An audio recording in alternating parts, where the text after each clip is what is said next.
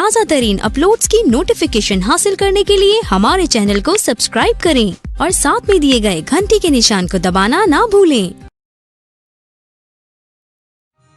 जब से श्री रघुनाथ जी वन में आकर रहे तब से वन मंगलदायक हो गया। अनेकों प्रकार के वृक्ष फूलते और फलते हैं और उन पर लिपटी हुई सुंदर बेलों के मंडप तने हैं। वे कल्प वृक्ष के समान स्वाभाविक ही सुंदर हैं, मानो वे देवताओं के वन को छोड़कर आए हों। भौरों की पंक्तियां बहुत ही सुंदर गुंजार करती हैं और सुख देने वाली शीतल मंद सुगंधित हवा चलती रहती है।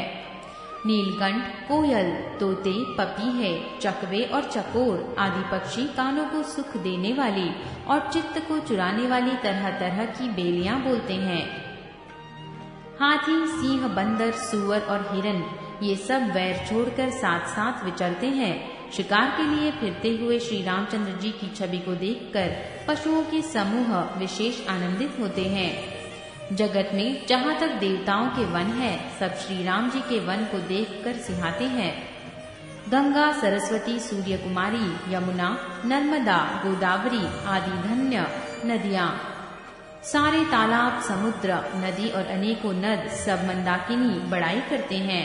उदयाचल, अस्ताचल, कैलाश, मंदराचल और सुमेरु आदि सब जो देवताओं के रहने के स्थान हैं। और हिमालय आदि जितने पर्वत हैं सभी चित्रकूट का यश गाते हैं। विंध्याचल बड़ा आनंदित है, उसके मन में सुख समाता नहीं, क्योंकि उसने बिना परिश्रम ही बहुत बड़ी बड़ाई पाली है। चित्रकूट के पक्षी, पशु, बेल, वृक्ष, तृण, अंकुर आदि की सभी जातियां पुण्य की राशि हैं और धन्य हैं। देवता दिन रात ऐसा कहते हैं। आंखों वाले जीव श्री रामचंद्र जी को देखकर जन्म का फल पाकर शोक रहित हो जाते हैं और अचर भगवान की चरण रज का स्पर्श पाकर सुखी होते हैं। यो सभी परम पद के अधिकारी हो गए। वह वन और पर्वत स्वाभाविक ही सुंदर, मंगलमय और अत्यंत पवित्रता को भी पवित्र करने वाला है। उसकी महिमा किस प्रकार कही जाए, जहाँ सुख के समुद्र श्री रामचंद्र जी ने निवास किया है।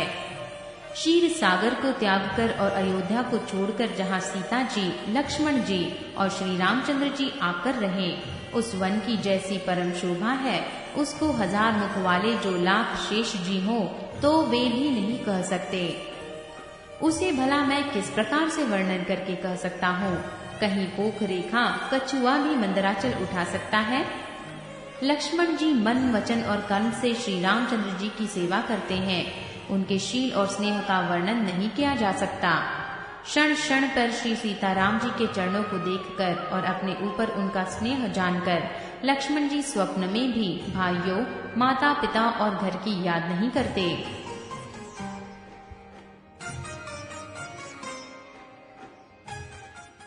श्री रामचंद्र जी के साथ सीता जी अयोध्यापुरी कुटुंब के लोग और घर की याद भूलकर बहुत ही सुखी रहती हैं।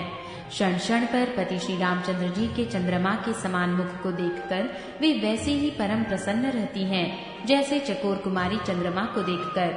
स्वामी का प्रेम अपने प्रति नित्य बढ़ता हुआ देखकर सीता जी ऐसी हर्षित रहती हैं, जैसे दिन में चकवी। सीता जी का मन श्री रामचंद्र जी के चरणों में अनुरक्त है, इससे उनको वन हजारों अवध के समान प्रिय लगता है।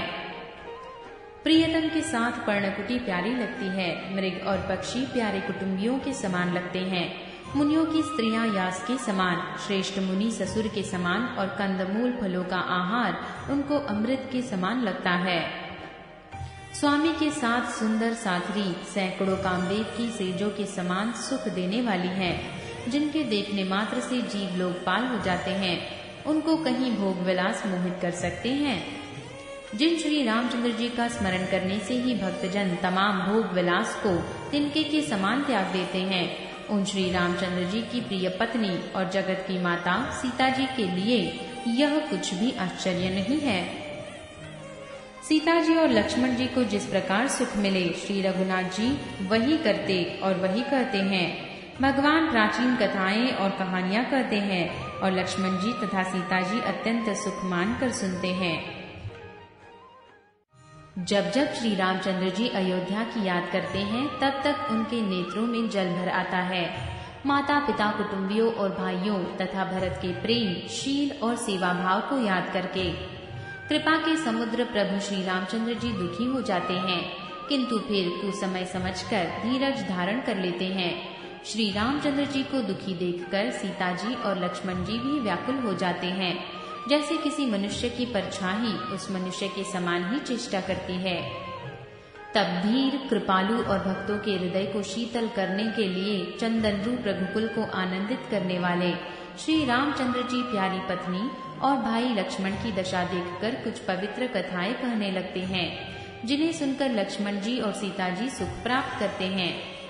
लक्ष्मण जी और सीता जी सहित श्री रामचंद्र जी पर्णकुटी में ऐसे सुशोभित हैं, जैसे अमरावती में इंद्र अपनी पत्नी शची और पुत्र जयंत सहित बसता है।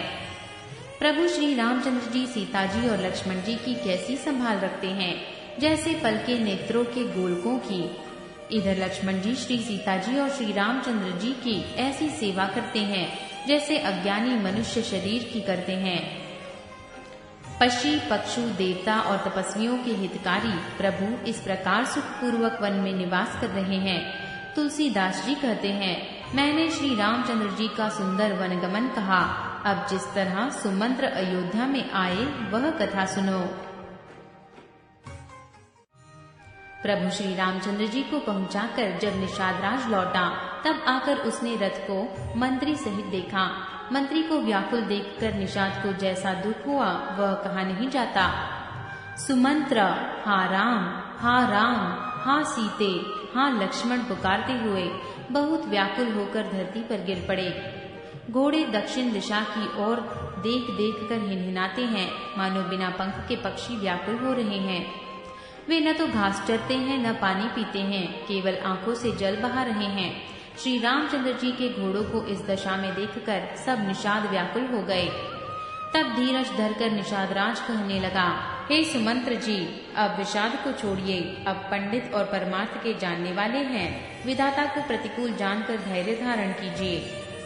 कोमल वाणी से भांति भांति की कथाएं कहकर निषाद ने जबरदस्ती लाकर सुमंत्र को रथ पर बैठाया, परंतु शोक के मारे वे इतने शिथिल हो गए कि रथ को हाँक नहीं सकते। उनके हृदय में श्री रामचंद्र जी के विरह की बड़ी तीव्र वेदना है। घोड़े तड़फड़ाते हैं और रास्ते पर नहीं चलते, मानो जंगली पशु लाकर रथ में जोत दिए गए हों। वे श्री रामचंद्र जी के वियोगी घोड़े कभी ठोकर खाकर गिर पड़ते हैं, कभी घूमकर पीछे की ओर देखने लगते हैं। वे तीक्ष्ण दुख से व्याकुल हैं। जो कोई राम लक्ष्मण या जानकी जी का नाम लेता है, घोड़े हिकर हिकर कर उसकी ओर प्यार से देखने लगते हैं।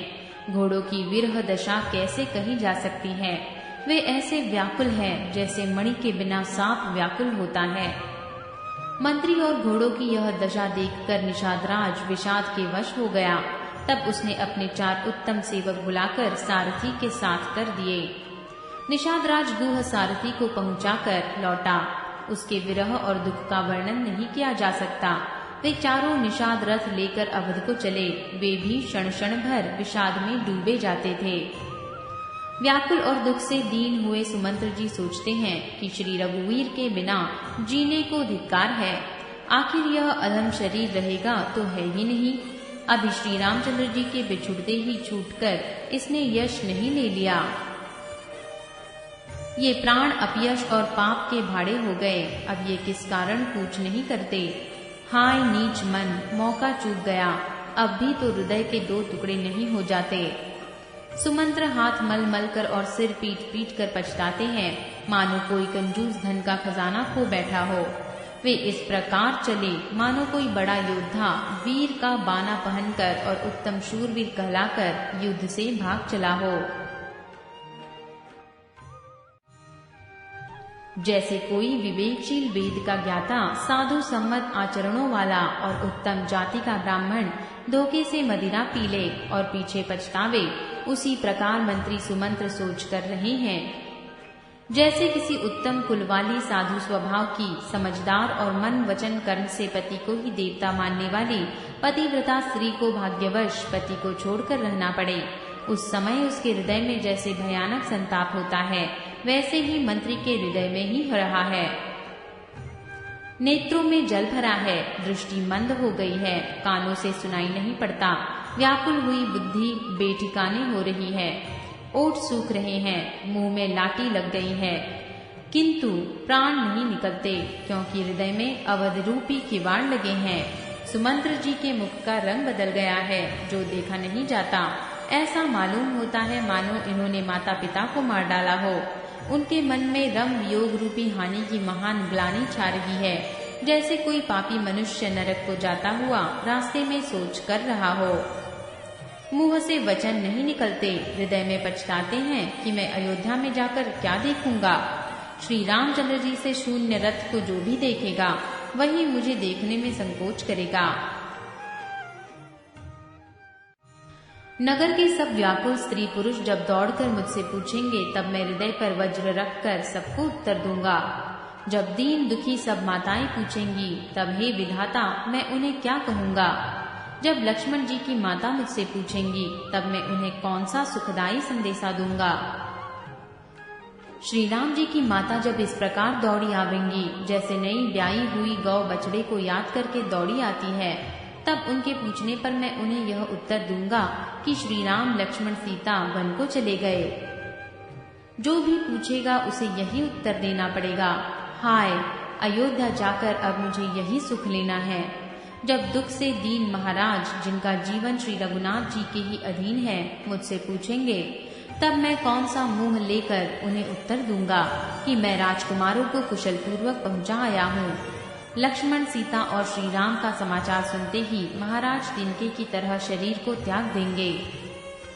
प्रियतम रूपी जल के बिछुड़ते ही मेरा हृदय कीचड़ की तरह फट नहीं गया। इससे मैं जानता हूँ कि विधाता ने मुझे यह यातना शरीर ही दिया है। सुमंत्र इस प्रकार मार्ग में पछतावा कर रहे थे।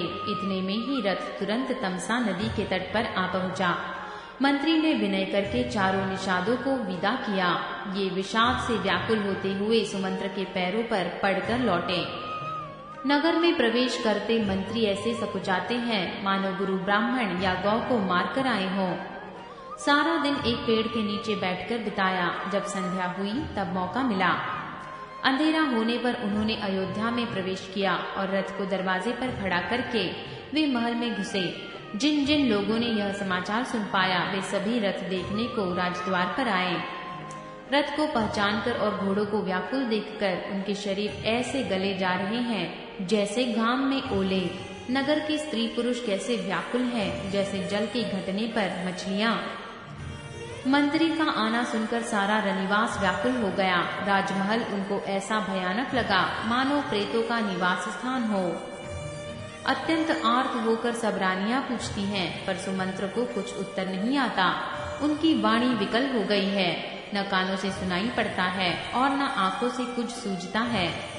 वे जो भी सामने आता है उससे पूछते हैं, कहो राजा कहाँ है। दासियां मंत्री को व्याकुल देखकर उन्हें कौशल्या जी के महल में लिवा गई। सुमंत्र ने जाकर वहां राजा को कैसा देखा मानो बिना अमृत का चंद्रमा हो। राजा आसन शैया और आभूषणों से रहित बिल्कुल मलिन पृथ्वी पर पड़े हुए हैं।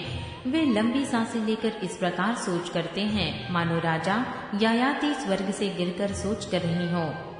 राजा क्षण क्षण में सोच से छाती भर लेते हैं। ऐसी विकल दशा है मानो संपाती पंखों के जल जाने पर गिर पड़ा हो।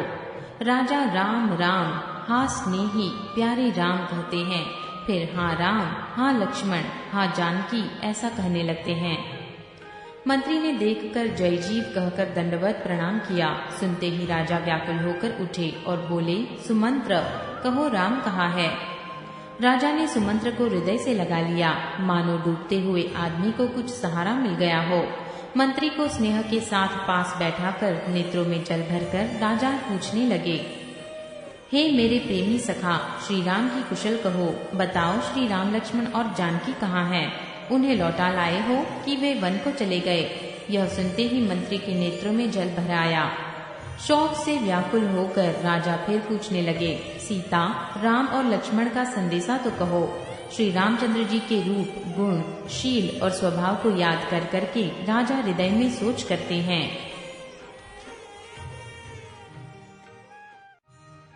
मैंने राजा होने की बात सुनाकर वनवास दे दिया। यह सुनकर भी जिसके मन में हर्ष और विषाद नहीं हुआ, ऐसे पुत्र के बिछुड़ने पर भी मेरे प्राण नहीं गए, तब मेरे समान बड़ा पापी कौन होगा। हे सखा, श्री राम, जानकी और लक्ष्मण जहाँ हैं, मुझे भी वहीं पहुँचा दो, नहीं तो मैं सत्य भाव से कहता हूँ कि मेरे प्राण अब चलना ही चाहते हैं। राजा बार बार मंत्री से पूछते हैं, मेरे प्रियतम पुत्रों का संदेशा सुनाओ। हे सखा, तुम तुरंत वही उपाय करो जिससे श्री राम, लक्ष्मण और सीता को मुझे आंखों दिखा दो। मंत्री धीरज धरकर कोमल वाणी से बोले, महाराज, आप पंडित और ज्ञानी हैं। हे देव, आप शूरवीर तथा उत्तम धैर्यवान पुरुषों में श्रेष्ठ हैं। आपने सदा साधुओं के समाज का सेवन किया है। जन्म मरण, सुख दुख के, भोग हानि लाभ, प्यारों का मिलना बिछुड़ना, ये सब है स्वामी, काल और कर्म के अधीन रात और दिन की तरह बरबस होते रहते हैं। मूर्ख लोग सुख में हर्षित होते हैं और दुख में रोते हैं, पर धीर पुरुष अपने मन में दोनों को सम्मान समझते हैं। हे सबके हितकारी, आप विवेक विचार कर धीरज धरिए और शोक का परित्याग कीजिए।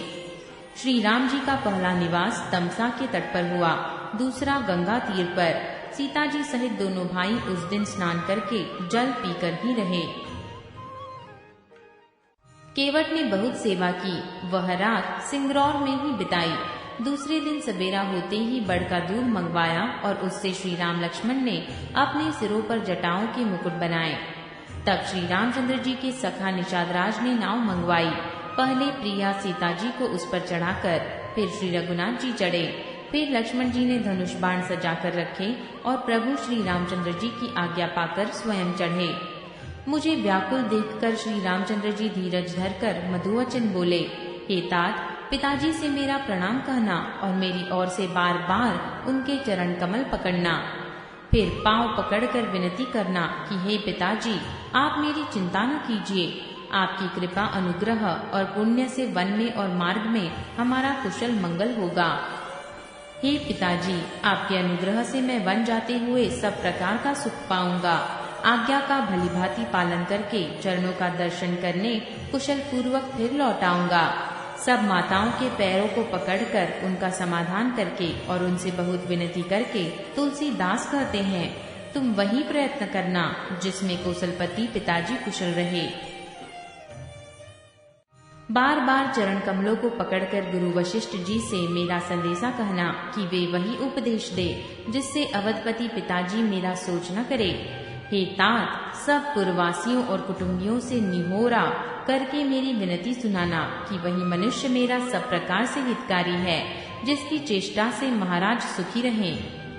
भरत के आने पर उनको मेरा संदेशा कहना कि राजा का पद पा जाने पर नीति न छोड़ देना, कर्म, वचन और मन से प्रजा का पालन करना और सब माताओं को समान जानकर उनकी सेवा करना। और हे भाई, पिता, माता और स्वजनों की सेवा करके भाईपने को अनंत तक निभाना। हे तात, राजा को उसी प्रकार से रखना जिससे वे कभी मेरा सोच न करे। लक्ष्मण जी ने कुछ कठोर वचन कहे, किंतु श्री राम जी ने उन्हें बरज कर फिर मुझसे अनुरोध किया और बार बार अपनी सौगंध दिलाई। हे तात, लक्ष्मण का लड़कपन वहाँ न कहना। प्रणाम कर सीता जी भी कुछ कहने लगी थी, परंतु स्नेहवश वे शिथिल हो गई। उनकी वाणी रुक गई, नेत्रों में जल भर आया और शरीर रोमांच से व्यास्त हो गया। उसी समय श्री रामचंद्र जी का रुख पाकर केवट ने पार जाने के लिए नाव चला दी। इस प्रकार रघुवंश तिलक श्री रामचंद्र जी चल दिए और मैं छाती पर वज्र रखकर खड़ा खड़ा देखता रहा। मैं अपने क्लेश को कैसे कहूँ जो श्री राम जी का यह संदेशा लेकर जीता ही लौट आया। ऐसा कहकर मंत्री की वाणी रुक गई और वे हानि की ग्लानि और सोच के वश हो गए। सारथी सुमंत्र के वचन सुनते ही राजा पृथ्वी पर गिर पड़े। उनके हृदय में भयानक जलन होने लगी, वे तड़पने लगे। उनका मन भीषण मोह से व्याकुल हो गया, मानो मछली को मांझा व्याप गया हो। सब रानियां विलाप करके रो रही हैं। उस महान विपत्ति का कैसे वर्णन किया जाए। उस समय के विलाप को सुनकर दुख को भी दुख लगा और धीरज को भी धीरज भाग गया। राजा के रावले में शोर सुनकर अयोध्या भर में बड़ा भारी कोहराम मच गया, मानो पक्षियों के विशाल वन में रात के समय कठोर वज्र गिरा हो। राजा के प्राण कंठ में आ गए, मानो मणि के बिना सांप व्याकुल हो गया हो। इंद्रियां सब बहुत ही विकल हो गई, मानो बिना जल के तालाब में कमलों का वन मुरझा गया हो। कौसल्या जी ने राजा को बहुत दुखी देखकर अपने हृदय में जान लिया कि अब सूर्य कुल का सूर्य अस्त हो चला। तब श्री राम जी की माता कौसल्या हृदय में धीरज धरकर समय के अनुकूल वचन बोली। हे नाथ, आप मन में समझकर विचार कीजिए कि श्री रामचंद्र का वियोग अपार समुद्र है, अयोध्या जहाज है और आप उसके कर्णधार हैं। सब प्रियजन ही यात्रियों का समाज है जो इस जहाज पर चढ़ा हुआ है। आप धीरज धरिएगा तो सब पार पहुंच जाएंगे, नहीं तो सारा परिवार डूब जाएगा। हे प्रिय स्वामी, यदि मेरी विनती हृदय में धारण कीजिएगा तो श्री राम लक्ष्मण सीता फिर आ मिलेंगे। प्रिय पत्नी कौसल्या के कोमल वचन सुनते हुए राजा ने आंखें खोलकर देखा, मानो तड़पती हुई दीन मछली पर कोई शीतल जल छिड़क रहा हो। धीरज धरकर राजा उठ बैठे और बोले, सुमंत्र, कहो कृपालु श्री राम कहाँ है, लक्ष्मण कहाँ है, स्नेही राम कहाँ है और मेरी प्यारी बहू जानकी कहाँ है। राजा व्याकुल होकर बहुत प्रकार से विलाप कर रहे हैं। वह रात युग के समान बड़ी हो गई, बीतती ही नहीं। राजा को अंधे तपस्वी के शाप की याद आई। उन्होंने सब कथा कौसल्या को कह सुनाई। इस इतिहास का वर्णन करते करते राजा व्याकुल हो गए और कहने लगे कि श्री राम के बिना जाने की आशा को धिक्कार है। मैं उस शरीर को रखकर क्या करूंगा जिसमें मेरा प्रेम का प्रण नहीं निभाहा। हाँ, रघुकुल को आनंद देने वाले मेरे प्राण प्यारे राम, तुम्हारे बिना जीते हुए मुझे बहुत दिन बीत गए। हाँ जानकी, लक्ष्मण, हाँ रघुवीर, हाँ पिता के चित्तरूपी चातक के हित करने वाले मेघ।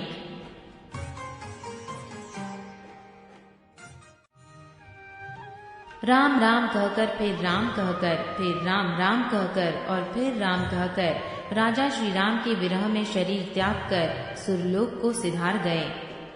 जीने और मरने का फल तो दशरथ जी ने ही पाया, जिनका निर्मल यश अनेकों ब्रह्मांडों में छा गया। जीते जी तो श्री रामचंद्र जी के चंद्रमा के समान मुख को देखा और श्री राम के विरह को निमित्त बनाकर अपना मरण सुधार लिया। सब रानियां शोक के मारे व्याकुल होकर रो रही हैं। वे राजा के रूप, शील, बल और तेज का बखान कर करके अनेकों प्रकार से विलाप कर रही हैं और बार बार धरती पर गिर गिर कर पड़ती हैं। दास दासीगण व्याकुल होकर विलाप कर रहे हैं और नगर निवासी घर घर रो रहे हैं। कहते हैं कि आज धर्म की सीमा, गुण और रूप के भंडार, सूर्य कुल के सूर्य अस्त हो गए। सब कैकेयियों को गाली देती हैं, सब कैकेयी को गाली देते हैं जिसने संसार भर को बिना नेत्र का कर दिया। इस प्रकार विलाप करते रात बीत गई। प्रातः काल सब बड़े बड़े ज्ञानी मुनि आए।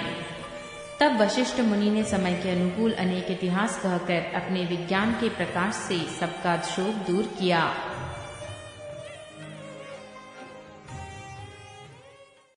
वशिष्ठ जी ने नाव में तेल भरवाकर राजा के शरीर को उसमें रखवा दिया। फिर दूतों को बुलवाकर उनसे ऐसा कहा, तुम लोग जल्दी दौड़कर भरत के पास जाओ। राजा की मृत्यु का समाचार कहीं किसी से न कहना। जाकर भरत से इतना ही कहना कि दोनों भाइयों को गुरुजी ने बुलवा भेजा है। मुनि की आज्ञा सुनकर धावन दौड़े। वे अपने वेग से उत्तम घोड़ों को भी लजाते हुए चले। जब से अयोध्या में अनर्थ प्रारंभ हुआ तभी से भरत जी को अपशकुन होने लगे। वे रात को भयंकर स्वप्न देखते थे और जागने पर करोड़ों तरह की बुरी बुरी कल्पनाएं किया करते थे। वे प्रतिदिन ब्राह्मणों को भोजन कराकर दान देते थे। अनेकों विधियों से रुद्राभिषेक करते थे। महादेव जी को हृदय में मनाकर उनसे माता पिता, कुटुंबी और भाइयों का कुशल क्षेम मांगते थे। भरत जी इस प्रकार मन में चिंता कर रहे थे कि दूत आ पहुँचे। गुरु जी की आज्ञा कानों से सुनते ही वे गणेश जी को मनाकर चल पड़े। हवा के समान वेग वाले घोड़ों को हाँकते हुए वे विकट नदी, पहाड़ तथा जंगलों को लांघते हुए चले। उनके हृदय में बड़ा सोच था, कुछ सुहाता न था। मन में ऐसा सोचते थे कि उड़कर पहुंच जाऊं। एक एक निमेष वर्ष के समान बीत रहा था। इस प्रकार भरत जी नगर के निकट पहुँचे। नगर में प्रवेश करते समय अपशकुन होने लगे। कौवे बुरी जगह बैठकर बुरी तरह से काव काव कर रहे हैं। गदहे और सियार विपरीत बोल रहे हैं। यह सुन सुनकर भरत के मन में बड़ी पीड़ा हो रही है। तालाब, नदी, वन, बगीचे सब शोभाहीन हो रहे हैं। नगर बहुत ही भयानक लग रहा है।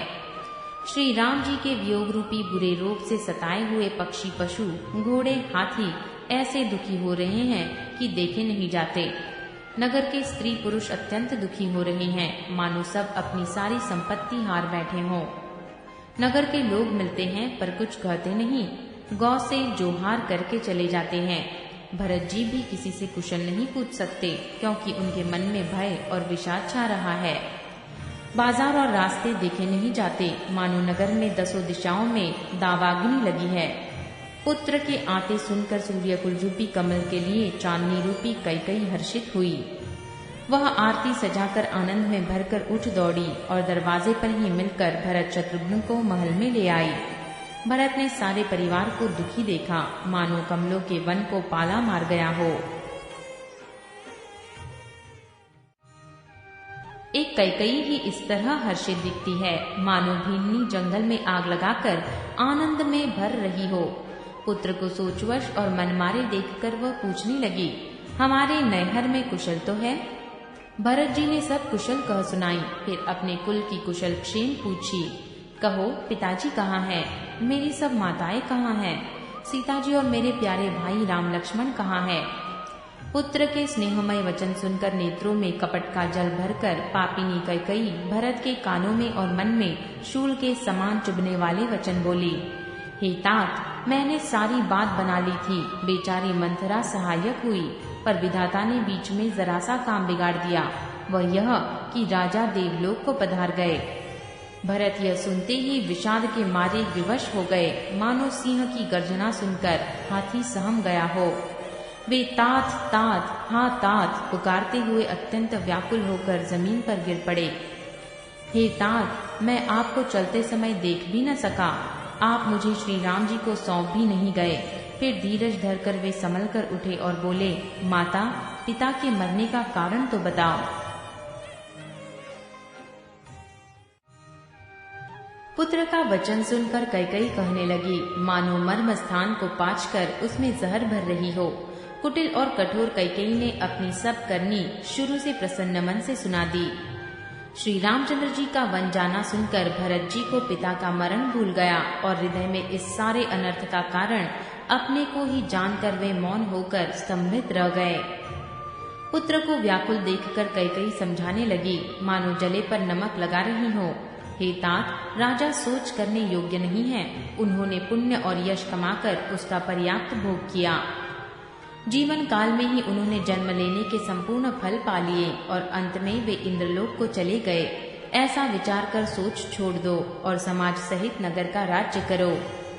राजकुमार भरत जी यह सुनकर बहुत ही सहम गए, मानो पके घाव पर अंगार छू गया हो। उन्होंने धीरज धरकर बड़ी लंबी सांस लेते हुए कहा, पापिनी, तूने सभी तरह से कुल का नाश कर दिया। हाय, यदि तेरी ऐसी ही अत्यंत बुरी रुचि थी तो तूने जन्मे ही मुझे मार क्यों नहीं डाला?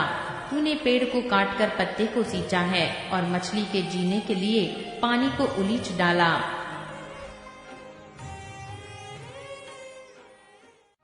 मुझे सूर्यवंश दशरथ जी पिता और राम लक्ष्मण से भाई मिले, पर हे जननी, मुझे जन्म देने वाली माता तू हुई। विधाता से कुछ भी वश नहीं चलता। अरे कुमति, जब तूने हृदय में यह बुरा विचार ठाना, उसी समय तेरे हृदय के टुकड़े टुकड़े क्यों न हो गए? वरदान मांगते समय तेरे मन में कुछ भी पीड़ा नहीं हुई? तेरी जीभ गल नहीं गई? तेरे मुंह में कीड़े नहीं पड़ गए? राजा ने तेरा विश्वास कैसे कर लिया? विधाता ने मरने के समय उनकी बुद्धि हर ली थी। स्त्रियों के हृदय की गति विधाता भी नहीं जान सके। वह संपूर्ण कपट, पाप और अवगुणों की खान है।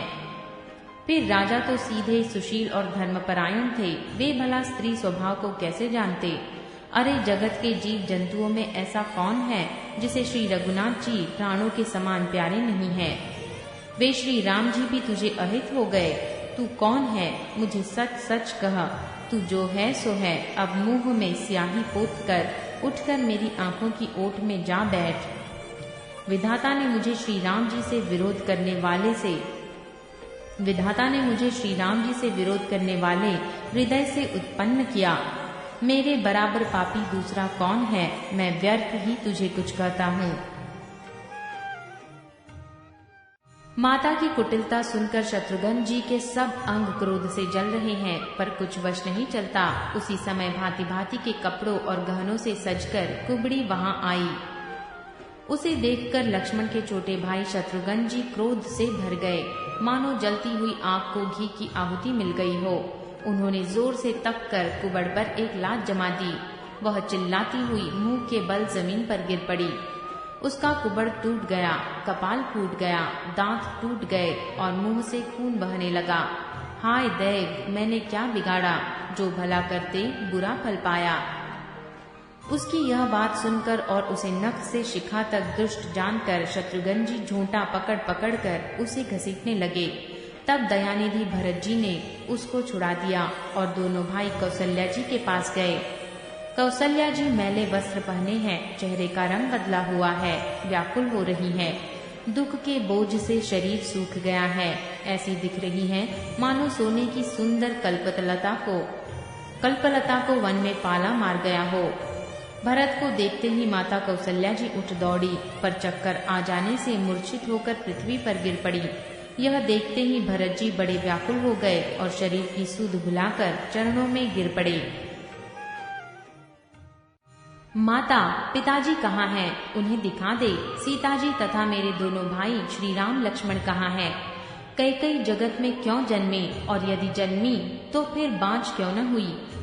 जिसने कुल के कलंक, अपयश के भांडे और प्रियजनों के द्रोही मुझ जैसे पुत्र को उत्पन्न किया, तीनों लोकों में मेरे समान अभागा कौन है, जिसके कारण हे माता तेरी यह दशा हुई? पिताजी स्वर्ग में हैं और श्री राम जी वन में हैं। केतु के समान केवल मैं ही इन सब अनर्थों का कारण हूँ। मुझे धिक्कार है। मैं बांस के वन में आग उत्पन्न हुआ और कठिन दाह, दुख और दोषों का भागी बना। भरत जी के कोमल वचन सुनकर माता कौशल्या जी फिर संभल कर उठी। उन्होंने भरत को उठाकर छाती से लगा लिया और नेत्रों से आंसू बहाने लगी। सरल स्वभाव वाली माता ने बड़े प्रेम से भरत जी को छाती से लगा लिया, मानो श्री राम जी ही लौट कर आ गए हों। फिर लक्ष्मण जी के छोटे भाई शत्रुघ्न को हृदय से लगाया। शोक और स्नेह हृदय में समाता नहीं है। कौशल्या जी का स्वभाव देखकर सब कोई कह रहा है, श्री राम की माता का ऐसा स्वभाव क्यों न हो। माता ने भरत जी को गोद में बैठा लिया और उनके आंसू पोंछकर कोमल वचन बोली, हे वत्स, मैं बलैया लेती हूँ। तुम अब भी धीरज धरो, पूरा समय जानकर शोक त्याग दो। काल और कर्म की गति अमिट जानकर हृदय में हानि और ग्लानि मत मानो। हे तात, किसी को दोष मत दो। विधाता मुझको सब प्रकार से उल्टा हो गया है। जो इतने दुख पर भी मुझे जिला रहा है, अब भी कौन जानता है उसे क्या भा रहा है। हे तात, पिता की आज्ञा से श्री रघुवीर ने भूषण वस्त्र त्याग दिए और वत्कल वस्त्र पहन लिए। उनके हृदय में न कुछ विषाद था न हर्ष। उनका मुख प्रसन्न था, मन में न आसक्ति थी न रोष। सबका सब तरह से संतोष कराकर वे वन को चले। यह सुनकर सीता भी उनके साथ लग गईं। श्री राम के चरणों की अनुरागिणी वे किसी तरह न रहीं। सुनते ही लक्ष्मण भी साथ ही उठ चले। श्री रघुनाथ ने उन्हें रोकने के बहुत प्रयत्न किए, पर वे न रहे। तब श्री रघुनाथ जी सबको सिर नवाकर सीता और छोटे भाई लक्ष्मण को साथ लेकर चले गए। श्री राम, लक्ष्मण और सीता वन को चले गए। मैं न तो साथ ही गई और न मैंने अपने प्राण ही उनके साथ भेजे। यह सब इन्हीं आंखों के सामने हुआ, तो भी अभागे जीव ने शरीर नहीं छोड़ा। अपने स्नेह की ओर देखकर मुझे लाज भी नहीं आती। राम सरी के पुत्र की मैं माता, जीना और मरना तो राजा ने खूब जाना। मेरा हृदय तो सैकड़ों वज्रों के समान कठोर है।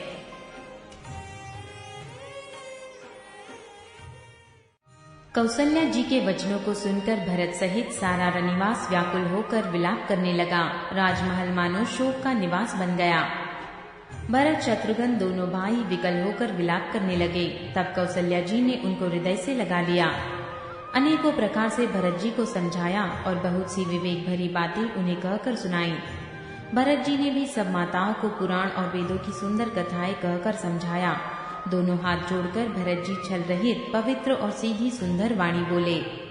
जो पाप माता पिता और पुत्र के मारने से होते हैं और जो गौशाला और ब्राह्मणों के नगर जलाने से होते हैं, जो पाप स्त्री और बालक की हत्या करने से होते हैं और जो मित्र और राजा को जहर देने से होते हैं, कर्म वचन और मन से होने वाले जितने पातक एवं उपपातक हैं, जिनको कवि लोग कहते हैं, हे विधाता, यदि इस काम में मेरा मत हो तो हे माता वे सब पाप मुझे लगे।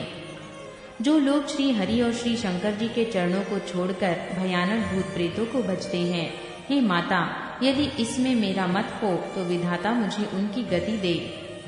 जो लोग वेदों को बेचते हैं, धर्म को दूह लेते हैं, चुगलखोर हैं, दूसरों के पापों को कह देते हैं, जो कपटी, कुटिल, कलह प्रिय और क्रोधी है, तथा जो वेदों की निंदा करने वाले और विश्व भर के विरोधी हैं,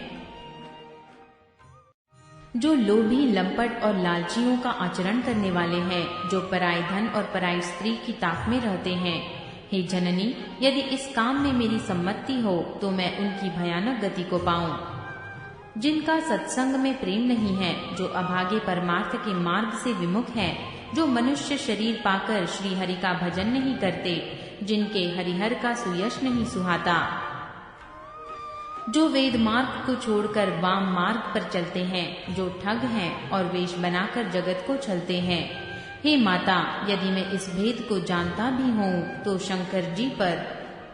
शंकर जी मुझे उन लोगों की गति दे। माता कौसल्या जी भरत जी के स्वाभाविक ही सच्चे और सरल वचनों को सुनकर कहने लगी, हे तात, तुम तो मन, वचन और शरीर से सदा ही श्री रामचंद्र के प्यारे हो। श्री राम तुम्हारे प्राणों से भी बढ़कर प्राण है और तुम भी श्री रघुनाथ को प्राणों से भी अधिक प्यारे हो। चंद्रमा चाहे विष चुआने लगे और पाला आग बरसाने लगे, जलचर जीव जल से विरक्त हो जाए और ज्ञान हो जाने पर भी चाहे मोह न मिटे, पर तुम श्री रामचंद्र के प्रतिकूल कभी नहीं हो सकते। इसमें तुम्हारी सम्मति है। जगत में कोई ऐसा कहते हैं, वे स्वप्न में भी सुख और शुभ गति नहीं पावेंगे।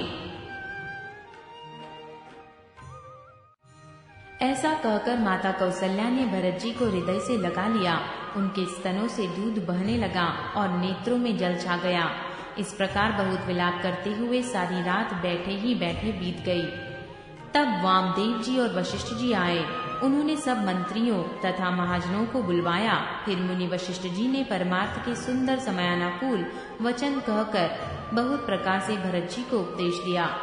हे तात, हृदय में धीरज धरो और आज जिस कार्य के करने का अवसर है उसे करो।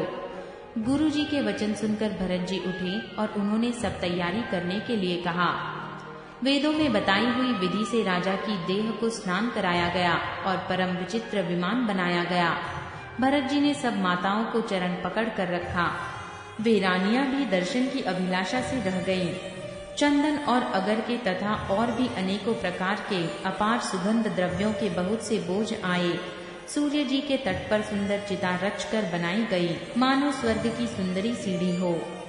इस प्रकार सबदाह क्रिया की गई और सबने विधि पूर्वक स्नान करके तिलांजलि दी। फिर वेद, स्मृति और पुराण सबका मत निश्चय करके उसके अनुसार भरत जी ने पिता का दशगात्र विधान किया।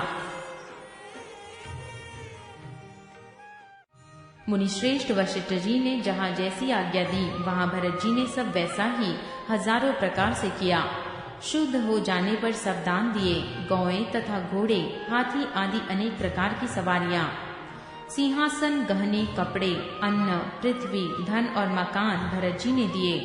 भूदेव ब्राह्मण दान पाकर परिपूर्ण काम हो गए। पिताजी के लिए भरत जी ने जैसी करनी की वह लाखों मुखों से भी वर्णन नहीं की जा सकती। तब शुभ दिन शोध कर श्रेष्ठ मुनि वशिष्ठ जी आए और उन्होंने मंत्रियों तथा सब महाजनों को बुलवाया। सब लोग राजसभा में जाकर बैठ गए। तब मुनि ने भरत जी तथा शत्रुघ्न जी दोनों भाइयों को बुलवा भेजा। भरत जी को वशिष्ठ जी ने अपने पास बैठा लिया और नीति तथा धर्म से भरे हुए वचन कहे। पहले तो कैकेयी ने जैसी कुटिल करनी की थी, श्रेष्ठ मुनि ने वह सारी कथा कही। फिर राजा के धर्मव्रत और सत्य की सराहना की, जिन्होंने शरीर त्याग कर प्रेम को निभाहा। श्री रामचंद्र जी के गुण, शील और स्वभाव का वर्णन करते करते तो मुनिराज के नेत्रों में जल भर आया और वे शरीर से पुलकित हो गए। फिर लक्ष्मण जी और सीता जी के प्रेम की बड़ाई करते हुए ज्ञानी मुनि शोक और स्नेह में मग्न हो गए। मुनिनाथ ने विलख कर कहा, हे भरत सुनो, भावी बड़ी बलवान है। हानि लाभ, जीवन मरण और यश अपयश ये सब विधाता के हाथ है। ऐसा विचार कर किसे दोष दिया जाए और व्यर्थ किस पर क्रोध किया जाए।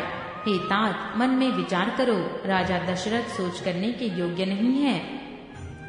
सोच उस ब्राह्मण का करना चाहिए जो वेद नहीं जानता और जो अपना धर्म छोड़कर विषय भोग में ही लीन रहता है।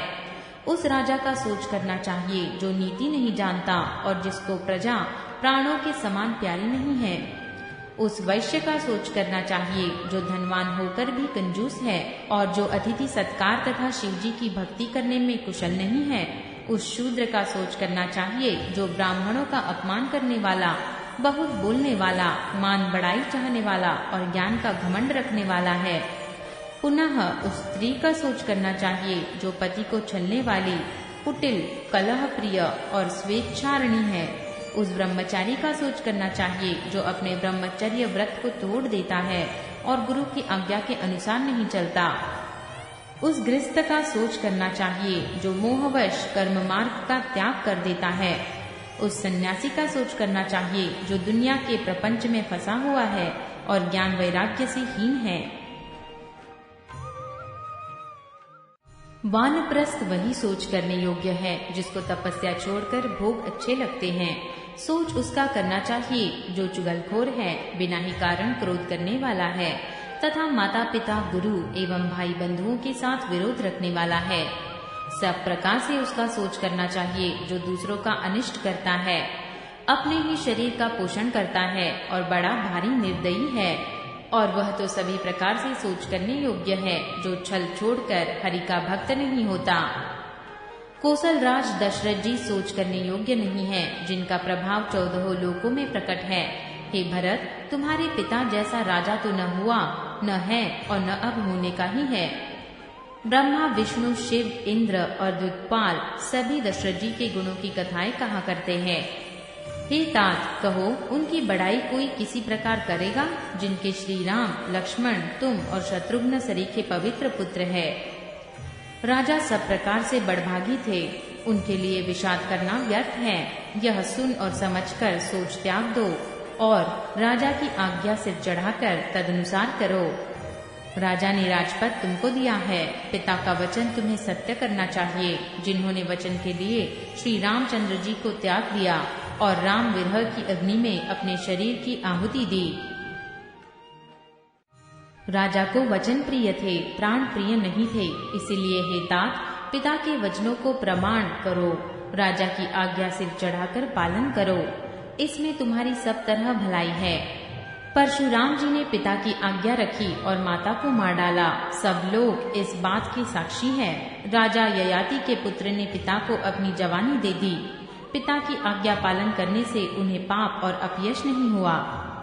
जो अनुचित और उचित का विचार छोड़कर पिता के वचनों का पालन करते हैं, वे सुख और सुयश के पात्र होकर अंत में इंद्रपुरी में निवास करते हैं। राजा का वचन अवश्य सत्य करो, शोक त्याग दो और प्रजा का पालन करो। ऐसा करने से स्वर्ग में राजा संतोष पावेंगे और तुमको पुण्य और सुंदर यश मिलेगा, दोष नहीं लगेगा। यह वेद में प्रसिद्ध है और सभी शास्त्रों के द्वारा सम्मत है कि पिता जिसको दे वही राज तिलक पाता है। इसीलिए तुम राज्य करो, ग्लानि का त्याग कर दो, मेरे वचनों को हित समझकर मानो। इस बात को सुनकर श्री रामचंद्र जी और जानकी जी सुख पावेंगे और कोई पंडित इसे अनुचित नहीं कहेगा। कौशल्या जी आदि तुम्हारी सब माताएं भी प्रजा के सुख से सुखी होंगी। जो तुम्हारे और श्री रामचंद्र जी के श्रेष्ठ संबंध को जान लेगा, वह सभी प्रकार से तुमसे भला मानेगा। श्री रामचंद्र जी के लौट आने पर राज्य उन्हें सौंप देना और सुंदर स्नेह से उनकी सेवा करना। मंत्री हाथ जोड़कर कह रहे हैं, गुरु जी की आज्ञा का अवश्य ही पालन कीजिए। श्री रघुनाथ जी के लौट आने पर जैसा उचित हो तब फिर वैसा ही कीजिएगा। कौशल्या जी भी धीरज धर कर कह रही है, हे पुत्र, गुरु जी की आज्ञा पथ्य रूप है। उसका आदर करना चाहिए और हित मानकर उसका पालन करना चाहिए। काल की गति को जानकर विषाद को त्याग कर देना चाहिए।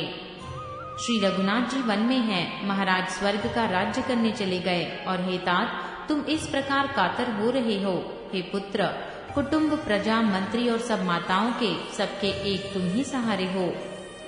विधाता को प्रतिकूल और काल को कठोर देखकर धीरज धरो। माता तुम्हारी बलिहारी जाती है। गुरु की आज्ञा को सिर चढ़ाकर उसी के अनुसार कार्य करो और प्रजा का पालन कर कुटुंबियों का दुख हरो।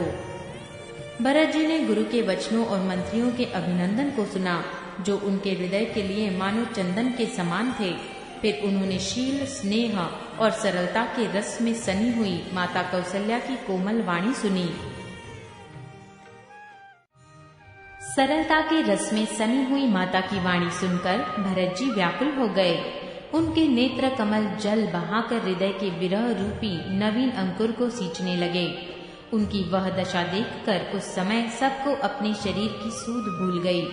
तुलसीदास जी कहते हैं, स्वाभाविक प्रेम की सीमा श्री भरत जी की सब लोग आदरपूर्वक सराहना करने लगे। धैर्य की धूरी को धारण करने वाले भरत जी धीरज धरकर कमल के समान हाथों को जोड़कर वचनों को मानो अमृत में डुबाकर सबको उचित उत्तर देने लगे। मास पारायण 18वां विश्राम। गुरु जी ने मुझे सुंदर उपदेश दिया। प्रजा, मंत्री आदि सभी को यही सम्मत है। माता ने भी उचित समझकर ही आज्ञा दी है और मैं भी अवश्य उसको सिर चढ़ाकर वैसा ही करना चाहता हूँ। गुरु, पिता, माता, स्वामी और सुहृद की वाणी सुनकर प्रसन्न मन से उसे अच्छी समझ कर करना चाहिए। उचित अनुचित का विचार करने से धर्म जाता है और सिर पर पाप का भार चढ़ता है। आप तो मुझे वही सरल शिक्षा दे रहे हैं जिसके आचरण करने में मेरा भला हो। यद्यपि मैं इस बात को भली भांति समझता हूँ, तथापि मेरे हृदय को संतोष नहीं होता। अब आप लोग मेरी विनती सुन लीजिए और मेरी योग्यता के अनुसार मुझे शिक्षा दीजिए। मैं उत्तर दे रहा हूँ, यह अपराध क्षमा कीजिए। साधु पुरुष दुखी मनुष्य के दोष गुणों को नहीं गिनते। पिताजी स्वर्ग में हैं, श्री सीताराम जी वन में हैं और मुझे आप राज्य करने के लिए कह रहे हैं। इसमें आप मेरा कल्याण समझते हैं या अपना कोई बड़ा काम? मेरा कल्याण तो सीतापति श्री राम जी की चाकरी में है, सो उसे माता की कुटिलता ने छीन लिया। मैंने अपने मन में अनुमान करके देख लिया है कि दूसरे किसी उपाय से मेरा कल्याण नहीं है। यह शोक का समुदाय राज्य लक्ष्मण, श्री रामचंद्र जी और सीता जी के चरणों को देखे बिना किस गिनती में है। जैसे कपड़ों के बिना गहनों का बोझ व्यर्थ है, वैराग्य के बिना ब्रह्म विचार व्यर्थ है। रोगी शरीर के लिए नाना प्रकार के भोग व्यर्थ हैं। श्रीहरि की भक्ति के बिना जप और योग व्यर्थ हैं। जीव के बिना सुंदर देह व्यर्थ है। वैसे ही श्री रघुनाथ जी के बिना मेरा सब कुछ व्यर्थ है। मुझे आज्ञा दीजिए, मैं श्री राम जी के पास जाऊं। एक ही आंख, मेरा हित इसी में है और मुझे राजा बनाकर आप अपना भला चाहते हैं। यह भी आप स्नेह की जड़ता के वश होकर ही कह रहे हैं। कैकेयी के पुत्र, कुटिल बुद्धि, राम विमुख और निर्लज्ज, मुझसे अधन के राज्य से आप मोह के वश होकर ही सुख चाहते हैं। मैं सत्य कहता हूँ, आप सब सुनकर विश्वास करें। धर्मशील को ही राजा होना चाहिए। आप मुझे हट करके ज्यों ही राज्य देंगे त्यों ही पृथ्वी पाताल में धंस जाएगी। मेरे समान पापों का घर कौन होगा जिसके कारण सीता जी और श्री राम जी का वनवास हुआ। राजा ने श्री राम जी को वन दिया और उनके बिछुड़ते ही स्वयं स्वर्ग को गमन किया। और मैं दुष्ट, जो सारे अनर्थों का कारण हूँ, होश हवास में बैठा सब बातें सुन रहा हूँ। श्री रघुनाथ जी से रहित घर को देखकर और जगत का उपहास सहकर भी ये प्राण बने हुए हैं। श्री राम रूपी पवित्र विषय रस में आसक्त नहीं है। ये लालची भूमि और भोगों के ही भूखे हैं। मैं अपने हृदय की कठोरता कहाँ तक कहूँ, जिसने वज्र का भी तिरस्कार करके बड़ाई पाई है। कारण से कार्य कठिन होता ही है, इसमें मेरा दोष नहीं। हड्डी से वज्र और पत्थर से लोहा भयानक और कठोर होता है। कैकेयी से उत्पन्न देह में प्रेम करने वाले ये पामर प्राण भरपेट अभागे हैं जब प्रिय के वियोग में भी मुझे प्राण प्रिय लग रहे हैं, तब अभी आगे मैं और भी बहुत कुछ देखूं सुनूंगा। लक्ष्मण श्री राम जी और सीता जी को तो वन दिया, स्वर्ग भेजकर पति का कल्याण किया, स्वयं विधवापन और अपयश लिया, प्रजा को शोक और संताप दिया और मुझे सुख, सुंदर यश और उत्तम राज्य दिया। कैकेयी ने सभी का काम बना दिया। इससे अच्छा अब मेरे लिए और क्या होगा। उस पर भी आप लोग मुझे राज तिलक देने को कहते हैं। कैकेयी के पेट से जगत में जन्म लेकर यह मेरे लिए कुछ भी अनुचित नहीं है। मेरी सब बात तो विधाता ने ही बना दी है। उसमें प्रजा और पंच क्यों सहायता कर रहे हैं। जिस कुग्रह लगे हो, फिर जो वायु रोग से पीड़ित हो और उसी को फिर बिच्छू डंक मार दे, उसको यदि मदिरा पिलाई जाए तो कहिए यह कैसा इलाज है।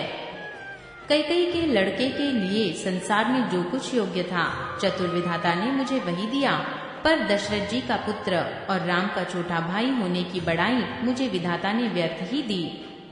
आप सब लोग भी मुझे टीका कढ़ाने के लिए कह रहे हैं। राजा की आज्ञा सभी के लिए अच्छी है। मैं किस किस को किस किस प्रकार से उत्तर दूं। जिसकी जैसी रुचि हो आप लोग सुखपूर्वक वही कहें।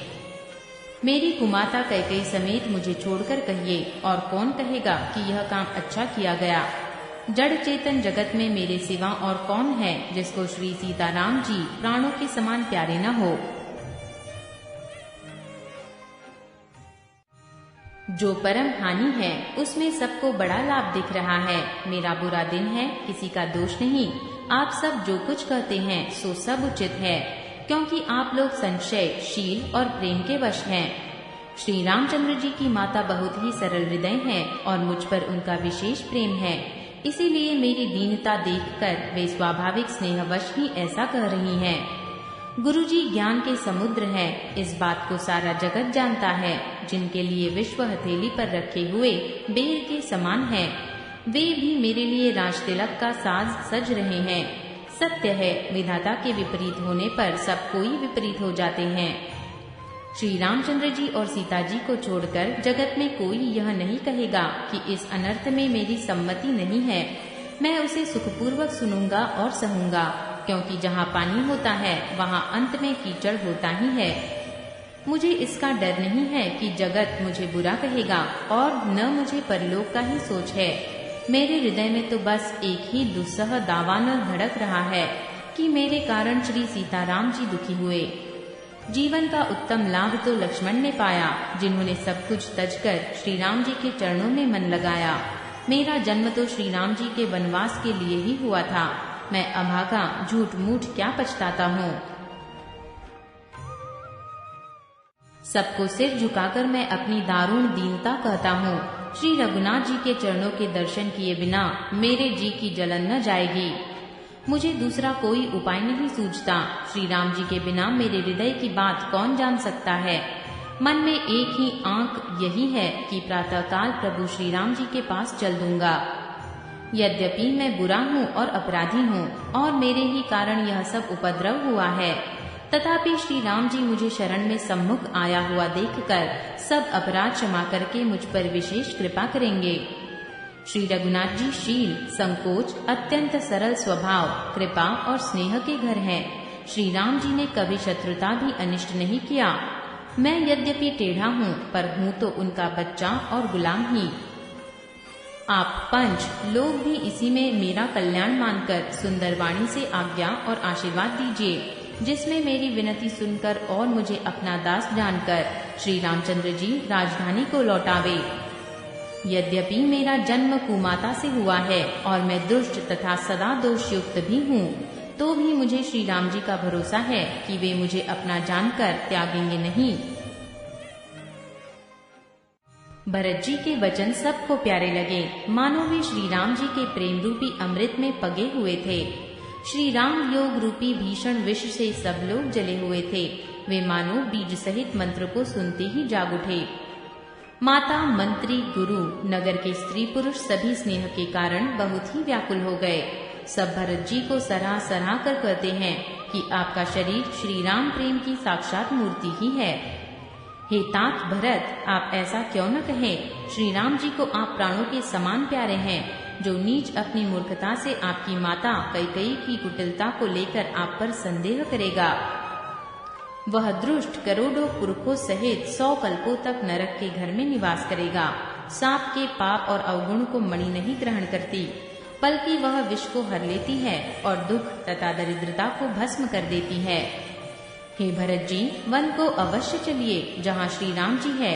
आपने बहुत अच्छी सलाह विचारी। शोक समुद्र में डूबते हुए सब लोगों को आपने सहारा दे दिया। सबके मन में कम आनंद नहीं हुआ, मानो मेघों की गर्जना सुनकर चातक और मोर आनंदित हो रहे हो। प्रातः काल चलने का सुंदर निर्णय देखकर भरत जी सभी को प्राणप्रिय हो गए। मुनि वशिष्ठ जी की वंदना करके और भरत जी को सिर नवाकर सब लोग विदा लेकर अपने अपने घर को चले। जगत में भरत जी का जीवन धन्य है, इस प्रकार कहते हुए वे उनके शील और स्नेह की सराहना करते जाते हैं। आपस में कहते हैं, बड़ा काम हुआ। सभी चलने की तैयारी करने लगे। जिसको भी घर की रखवाली के लिए रहो ऐसा कहकर रखते हैं, वही समझता है मानो मेरी गर्दन मारी गई। कोई कोई कहते हैं, रहने के लिए किसी को भी मत कहो। जगत में जीवन का लाभ कौन नहीं चाहता। वह संपत्ति, घर, सुख, मित्र, माता, पिता, भाई जल जाए जो श्री राम जी के चरणों के सम्मुख होने में हंसते हुए सहायता न करे। घर घर लोग अनेकों प्रकार की सवारियां सजा रहे हैं। हर्ष है कि सवेरे चलना है। भरत जी ने घर जाकर विचार किया कि नगर, घोड़े, हाथी, महल, खजाना आदि सारी संपत्ति श्री रघुनाथ जी की है। यदि उसकी व्यवस्था किए बिना उसे ऐसे ही छोड़कर चल दूंगा तो परिणाम में मेरी भलाई नहीं है, क्योंकि स्वामी का द्रोह सब पापों में शिरोमणि है। सेवक वही है जो स्वामी का हित करे, चाहे कोई करोड़ों दोष क्यों न दे। भरत जी ने ऐसा विचार कर ऐसे विश्वास पात्र सेवकों को बुलाया जो कभी स्वप्न में भी अपने धर्म से नहीं डिगे थे। भरत जी ने उनको सब भेद समझाकर फिर उत्तम धर्म बतलाया और जो जिस योग्य था उसे उसी काम पर नियुक्त कर दिया। सब व्यवस्था करके रक्षकों को रखकर भरत जी राम माता कौशल्या जी के पास गए। स्नेह के सुजान भरत जी ने सब माताओं को आर्त जानकर उनके लिए पालकियां तैयार करने तथा सुखासन यान सजाने के लिए कहा। नगर के नर नारी चकवे चकवी की भांति हृदय में अत्यंत आर्त होकर प्रातः काल का होना चाहते हैं। सारी रात जागते जागते सवेरा हो गया। तब भरत जी ने चतुर मंत्रियों को बुलवाया और कहा, तिलक का सब सामान ले चलो। वन में ही मुनि वशिष्ठ जी श्री रामचंद्र जी को राज्य देंगे, जल्दी चलो। यह सुनकर मंत्रियों ने वंदना की और तुरंत घोड़े, रथ और हाथी सजवा दिए। सबसे पहले मुनिराज वशिष्ठ जी अरुंधति और अग्निहोत्र की सब सामग्री सहित रथ पर सवार होकर चले। फिर ब्राह्मणों के समूह जो सब के सब तपस्या और तेज के भंडार थे, अनेकों सवारियों पर चढ़कर चले। नगर के सब लोग रथों को सजा सजाकर चित्रकूट को चल पड़े, जिनका वर्णन नहीं हो सकता। ऐसी सुंदर पालकियों पर चढ़ चढ़कर सब रानियां चली। विश्वास पात्र सेवकों को नगर सौंपकर और सबको आदर पूर्वक रवाना करके तब श्री सीताराम जी के चरणों को स्मरण करके भरत शत्रुघ्न दोनों भाई चले। श्री रामचंद्र जी के दर्शन के वश में हुए सब नर नारी ऐसे चले मानो प्यासे हाथी हथनी जल को तक कर जा रहे हो। श्री सीताराम जी वन में है। मन में ऐसा विचार करके छोटे भाई शत्रुघ्न सहित भरत जी पैदल ही चले जा रहे हैं। उनका स्नेह देखकर लोग प्रेम में मग्न हो गए और सब घोड़े, हाथी, रथों को छोड़कर उनसे उतरकर पैदल चलने लगे। तब श्री राम जी की माता कौशल्या जी भरत जी के पास जाकर और अपनी पालकी उनके समीप खड़ी करके कोमल वाणी से बोली, हे बेटा, माता बलैया लेती है, तुम रथ पर चढ़ जाओ, नहीं तो सारा प्यारा परिवार दुखी हो जाएगा। तुम्हारे पैदल चलने से सभी लोग पैदल चलेंगे। शोक के मारे सब दुबले हो रहे हैं, पैदल रास्ते के योग्य नहीं है। माता की आज्ञा को सिर चढ़ाकर और उनके चरणों में सिर नवाकर दोनों भाई रथ पर चढ़कर चलने लगे। पहले दिन तमसा पर वास करके दूसरा मुकाम गोमती के तीर पर किया। कोई दूध ही पीते, कोई फलाहार करते और कुछ लोग रात को एक ही बार भोजन करते हैं। भूषण और भोग विलास को छोड़कर सब लोग श्री रामचंद्र जी के लिए नियम और व्रत करते हैं। रात भर सई नदी के तीर पर निवास करके सवेरे वहां से चल दिए और सब श्रृंगवेरपुर के समीप जा पहुँचे। निषाद राज ने सब समाचार सुने तो वह दुखी होकर हृदय में विचार करने लगा। क्या कारण है जो भरत वन को जा रहे हैं? मन में कुछ कपट भाव अवश्य है। यदि मन में कुटिलता न होती तो साथ में सेना क्यों ले चले हैं? समझते हैं कि छोटे भाई लक्ष्मण सहित श्री राम को मारकर सुख से निष्कंटक राज्य करूंगा। भरत ने हृदय में राजनीति को स्थान नहीं दिया। तब तो कलंक ही लगा था, अब तो जीवन से ही हाथ धोना पड़ेगा। संपूर्ण देवता और दैत्य वीर जुट जाएं तो भी श्री राम जी को रण में जीतने वाला कोई नहीं है। भरत जो ऐसा कर रहे हैं इसमें आश्चर्य ही क्या है? विष की बेलें अमृत फल कभी नहीं फलती। ऐसा विचार कर गुह ने अपनी जाति वालों से कहा कि सब लोग सावधान हो जाओ, नावों को हाथ में कर लो और फिर उन्हें डुबा दो तथा सब घाटों को रोक दो।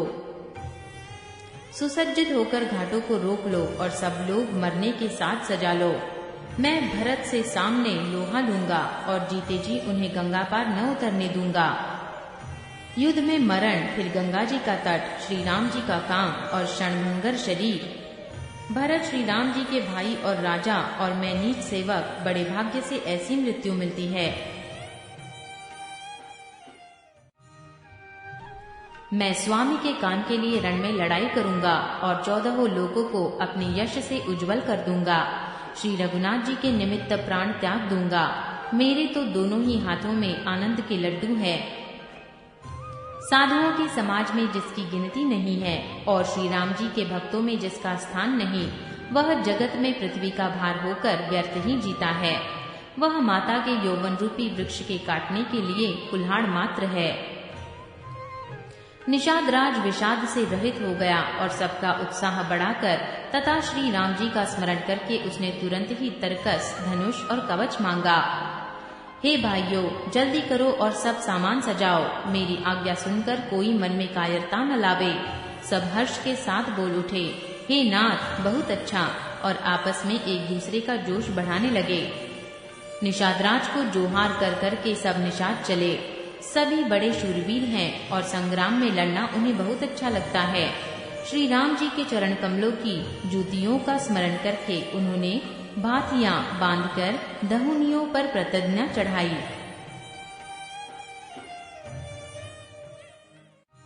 कवच पहनकर सिर पर लोहे का टोप रखते हैं और फरसे, भाले तथा बर्छों को सीधा कर रहे हैं।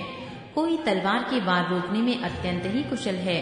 वे ऐसे उमंग में भरे हैं मानो धरती छोड़कर आकाश में कूद रहे हों। अपना अपना साथ समाज बनाकर उन्होंने जाकर निषादराज गुह को जोहार दी। निषादराज ने सुंदर योद्धाओं को देखकर सबको सुयोग जाना और नाम ले लेकर सबका सम्मान किया। हे भाइयों, धोखा न लाना, आज मेरा बड़ा भारी काम है। यह सुनकर सब योद्धा बड़े जोश के साथ बोल उठे, हे वीर, अधीर मत हो। हे नाथ, श्री रामचंद्र जी के प्रताप से और आपके बल से हम लोग भरत की सेना को बिना वीर और बिना घोड़े के कर देंगे। जीते जी पीछे पांव न रखेंगे, पृथ्वी को ऋण मुन्मयी कर देंगे। निषादराज ने वीरों का बढ़िया दल देखकर कहा, जुझाऊ ढोल बजाओ। इतना कहते ही बाईं ओर चीख हुई। शकुन विचारने वालों ने कहा कि खेत सुंदर है। एक बूढ़े ने शकुन विचार कर कहा, भरत से मिल लीजिए, उनसे लड़ाई नहीं होगी। भरत श्री रामचंद्र जी को मनाने जा रहे हैं। शकुन ऐसा कह रहा है कि विरोध नहीं है। यह सुनकर निषादराज गुह ने कहा, बूढ़ा ठीक कह रहा है। जल्दी में कोई काम करके मूर्ख लोग पछताते हैं। भरत जी का शील स्वभाव बिना समझे और बिना जाने युद्ध करने में हित की बहुत बड़ी हानि है। अतएव हे वीरों, तुम लोग इकट्ठे होकर सब घाटों को रोक लो। मैं जाकर भरत जी से मिलकर उनका भेद लेता हूँ। उनका भाव मित्र है या शत्रु का या उदासीन का, यह जानकर तब आकर वैसा प्रबंध करूँगा। उनके सुंदर स्वभाव से मैं उनके स्नेह को पहचान लूंगा। वैर और प्रेम छिपाने से नहीं छिपते। ऐसा कहकर वह भेंट का सामान सजाने लगा। उसने कंद, मूल, फल, पक्षी और हिरन मंगवाए। कहार लोग पुरानी और मोटी पहिना नामक मछलियों के भार भर भर कर लाए। भेंट का सामान सजाकर मिलने के लिए चले तो मंगलदायक शुभ शकुन मिले। निषादराज ने मुनिराज वशिष्ठ जी को देखकर अपना नाम बतलाकर दूर ही से दंडवत प्रणाम किया। मुनीश्वर वशिष्ठ जी ने उसको राम का प्यारा जानकर आशीर्वाद दिया और भरत जी को समझाकर कहा, यह श्री राम का मित्र है। इतना सुनते ही भरत जी ने रथ त्याग दिया। वे रथ से उतरकर प्रेम में उमंगते हुए चले। निषादराज गुह ने अपना गांव, जाति और नाम सुनाकर पृथ्वी पर माथा टेककर जोहार की। दंडवत करते देखकर भरत जी ने उठाकर उसको छाती से लगा लिया। हृदय में प्रेम समाता नहीं है, मानो स्वयं लक्ष्मण जी से भेंट हो गई हो। भरत जी गुह को अत्यंत प्रेम से गले लगा रहे हैं। प्रेम की रीति को सब लोग सिहा रहे हैं। मंगल की मूल धन्य धन्य की ध्वनि करते देवता उसकी सराहना करते हुए फूल बरसा रहे हैं। जो लोक और वेद दोनों में सब प्रकार से नीचा माना जाता है, जिसकी छाया के छू जाने से भी स्नान करना होता है, उसी निषाद से अकवार भरकर श्री रामचंद्र जी के छोटे भाई भरत जी शरीर में पुलकावली से परिपूर्ण हो मिल रहे हैं। जो लोग राम राम कहकर जभाई लेते हैं, पापों के समूह उनके सामने नहीं आते।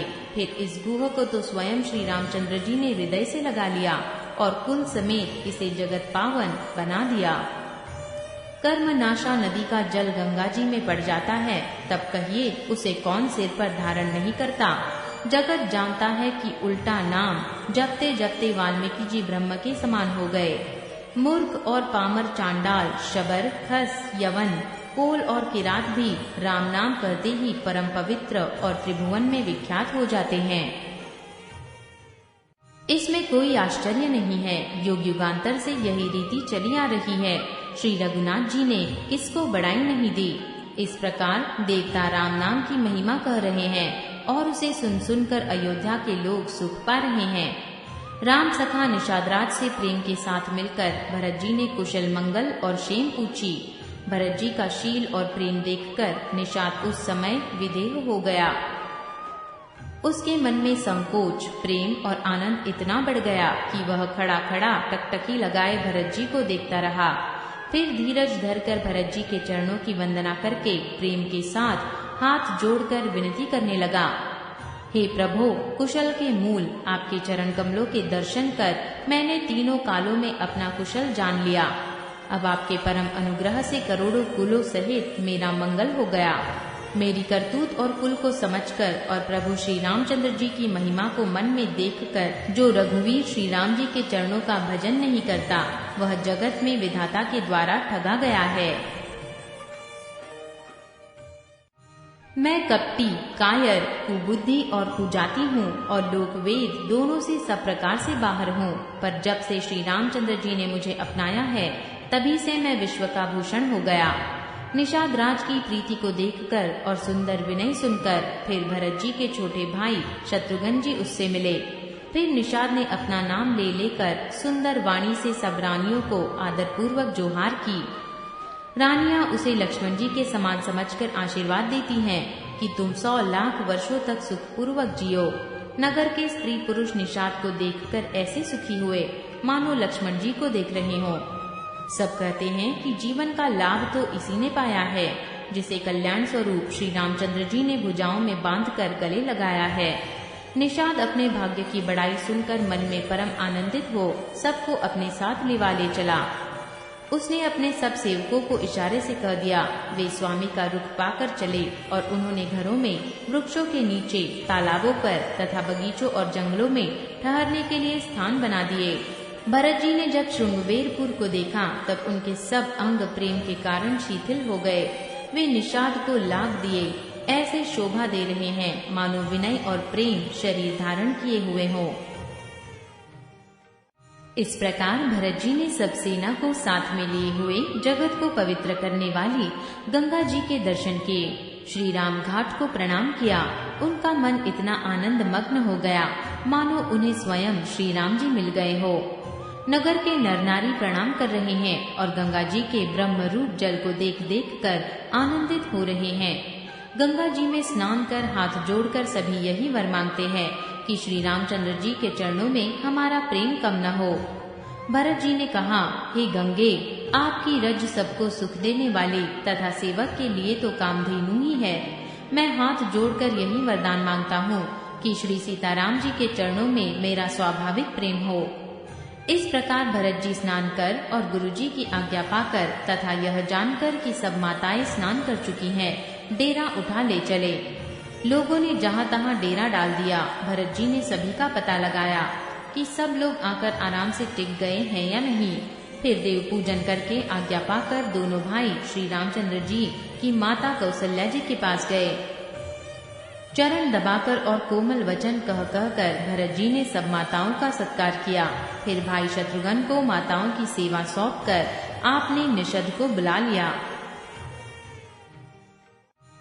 सखा निषादराज के हाथ से हाथ मिलाए हुए भरत जी चले। प्रेम कुछ थोड़ा नहीं है जिससे उनका शरीर शिथिल हो रहा है।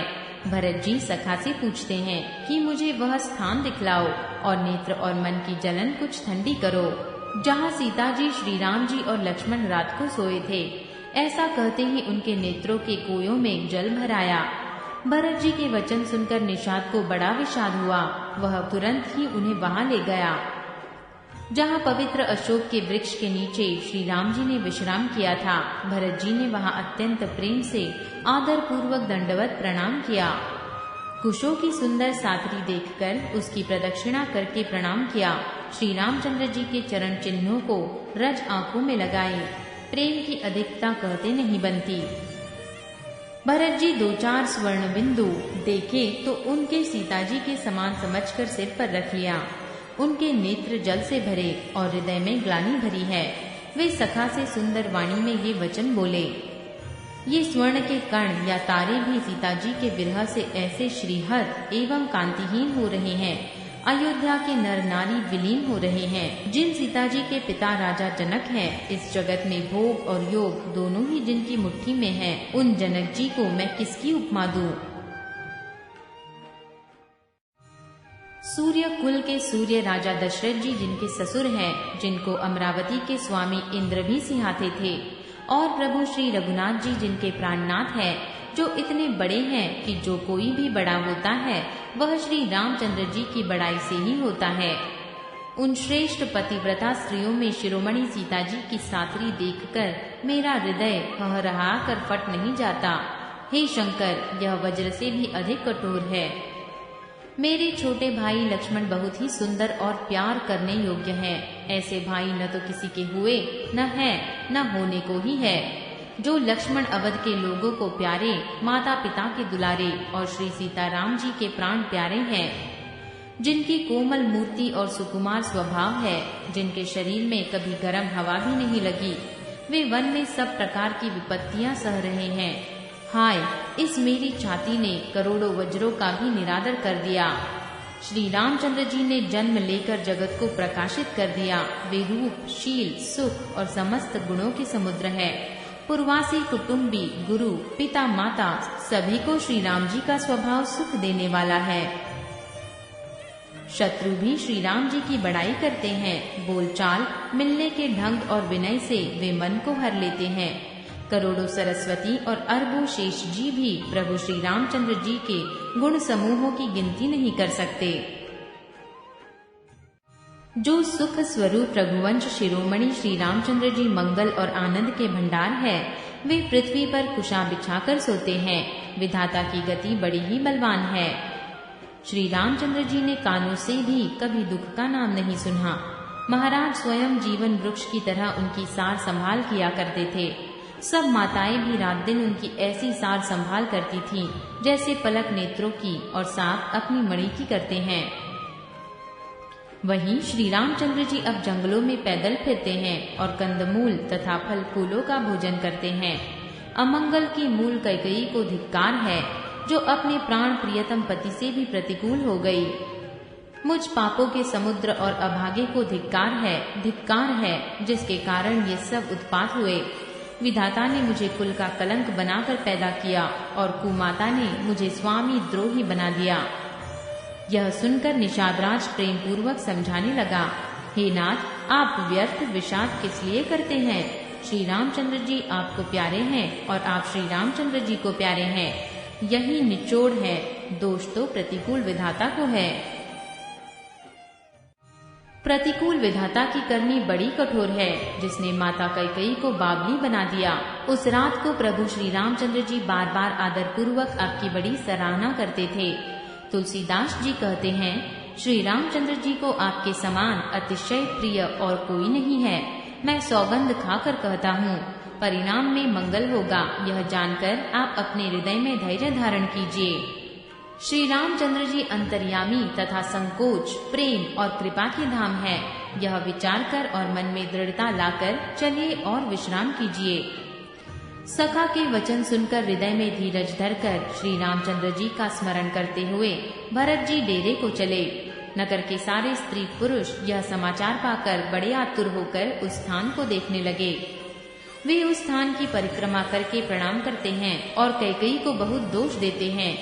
नेत्रों में जल भर भर लेते हैं और प्रतिकूल विधाता को दूषण देते हैं। कोई भरत जी के स्नेह की सराहना करते हैं और कोई कहते हैं कि राजा ने अपना प्रेम खूब निभाया। सब अपनी निंदा करके निषाद की प्रशंसा करते हैं। उस समय के विमोह और विषाद को कौन कह सकता है। इस प्रकार रात भर सब लोग जागते रहे। सवेरा होते ही खेवा लगा। सुंदर नाव पर गुरुजी को चढ़ाकर फिर नई नाव पर सब माताओं को चढ़ाया। 4 घड़ी में सब गंगा जी के पार उतर गए। तब भरत जी ने उतरकर सबको संभाला। प्रातः काल की क्रियाओं को करके माता के चरणों की वंदना कर और गुरुजी को सिर नवाकर भरत जी ने निषाद गणों को आगे कर लिया और सेना चला दी। निषाद राज को आगे करके पीछे सब माताओं की पालकियां चलाई। छोटे भाई शत्रुघ्न जी को बुलाकर उनके साथ कर दिया। फिर ब्राह्मणों सहित गुरुजी ने गमन किया। तदंतर आपने गंगा जी को प्रणाम किया और लक्ष्मण सहित श्री सीताराम जी का स्मरण किया। भरत जी पैदल ही चले। उनके साथ कोतल घोड़े बागडोर से बंधे हुए चले जा रहे हैं।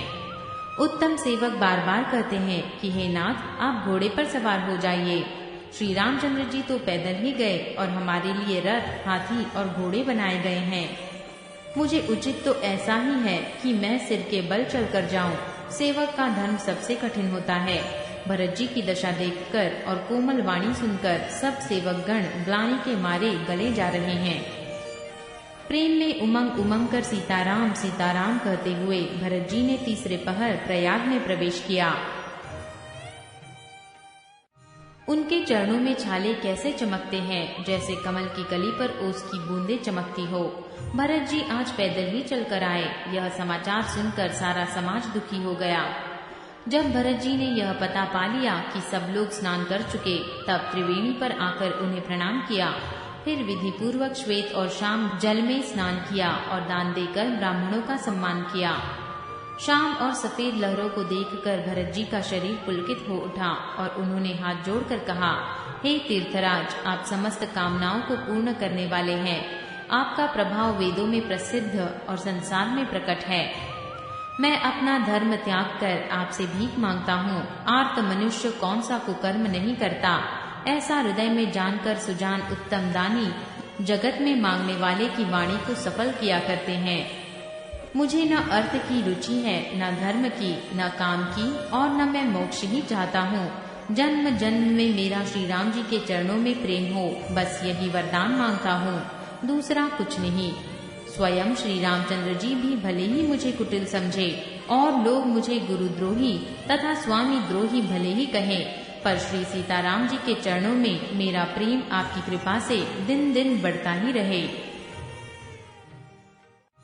मेघ चाहे जन्म भर चातक की सूधी भुला दे और जल मांगने पर वह चाहे वज्र और पत्थर ही गिरावे, पर चातक की रटन घटने से तो उसकी बात ही घट जाएगी।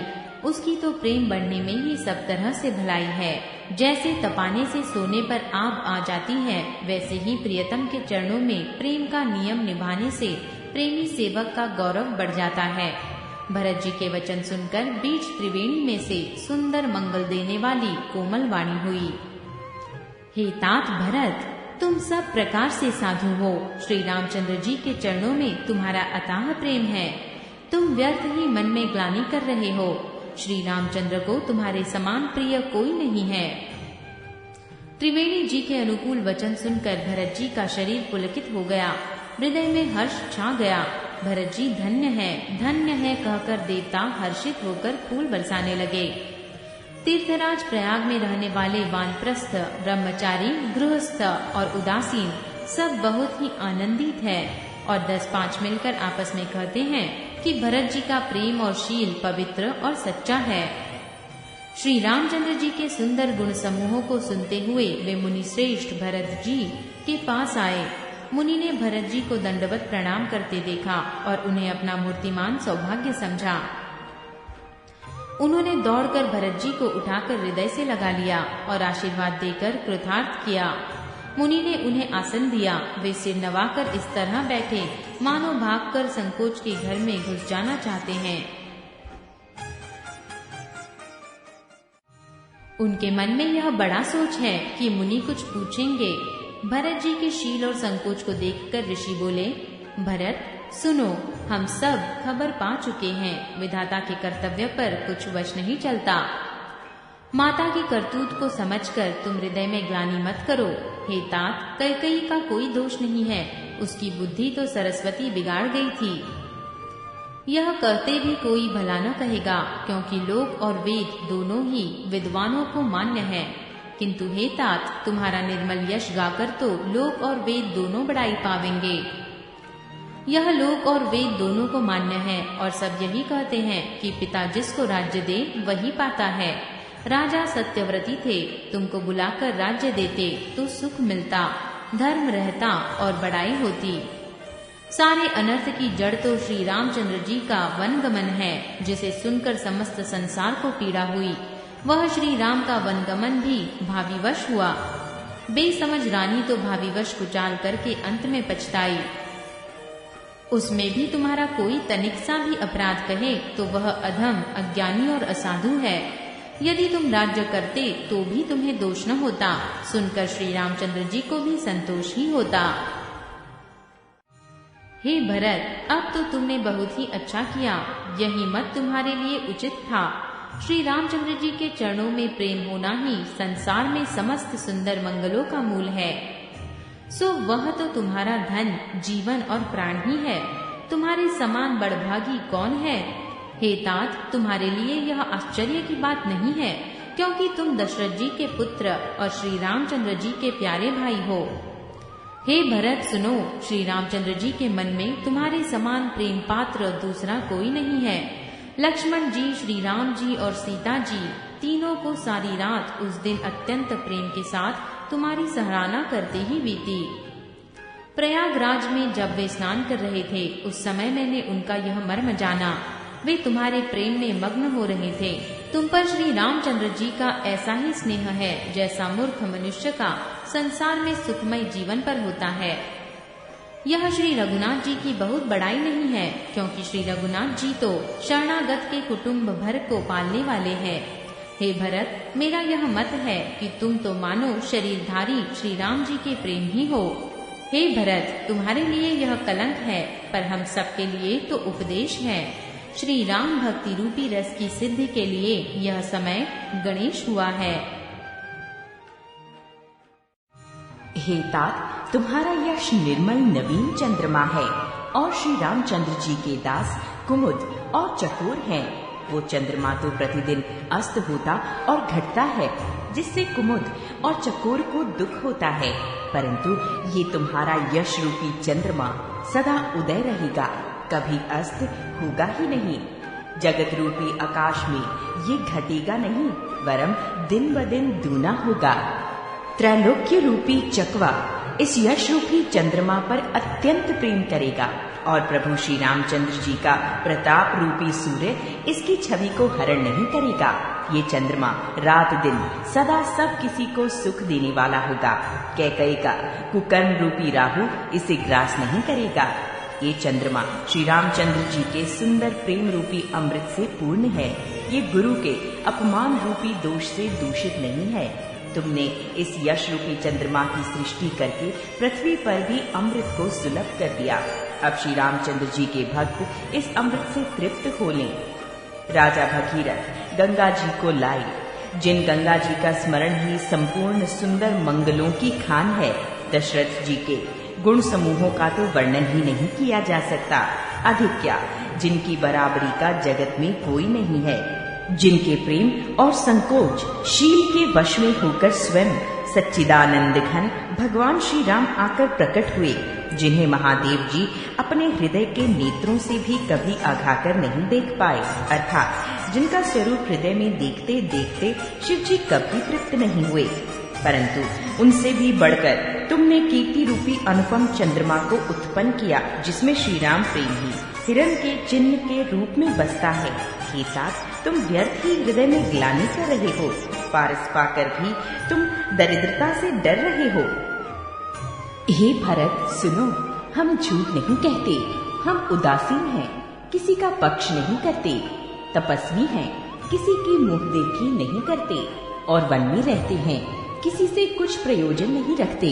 सब साधनों का उत्तम फल हमें लक्ष्मण जी, श्री राम जी और सीता जी का दर्शन प्राप्त हुआ। सीता लक्ष्मण सहित श्री राम दर्शन रूप उस महान फल का परम फल ये तुम्हारा दर्शन है। प्रयागराज समेत हमारा बड़ा भाग्य है। हे भरत, तुम धन्य हो, तुमने अपने यश से जगत को जीत लिया है। ऐसा कहकर मुनि प्रेम में मग्न हो गए। भरद्वाज मुनि के वचन सुनकर सभासद हर्षित हो गए।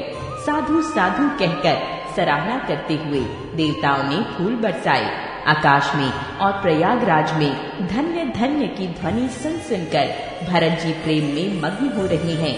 भरत जी का शरीर पुलकित है, हृदय में श्री सीताराम जी हैं और कमल के समान नेत्र प्रेमाश्रुओं के जल से भरे हैं। वे मुनियों की मंडली को प्रणाम करके गदगद वचन बोले, मुनियों का समाज है और फिर तीर्थराज है। यहाँ सच्ची सौगंध खाने से भी भरपूर हानि होती है। इस स्थान में यदि कुछ बनाकर कहा जाए तो इसके समान कोई बड़ा पाप और नीचता न होगी। मैं सच्चे भाव से कहता हूँ, आप सर्वज्ञ हैं और श्री रघुनाथ जी हृदय के भीतर की जानने वाले हैं। मैं कुछ भी असत्य कहूँगा तो आपसे और उनसे छिपा नहीं रह सकता। मुझे माता कैकेयी की करने का कुछ भी सोच नहीं है और न मेरे मन में इसी बात का दुख है कि जगत मुझे नीच समझेगा, कि मेरा परलोक बिगड़ जाएगा, और न पिताजी के मरने का ही मुझे शोक है, क्योंकि उनका सुंदर पुण्य और सुयश विश्व भर में सुशोभित है।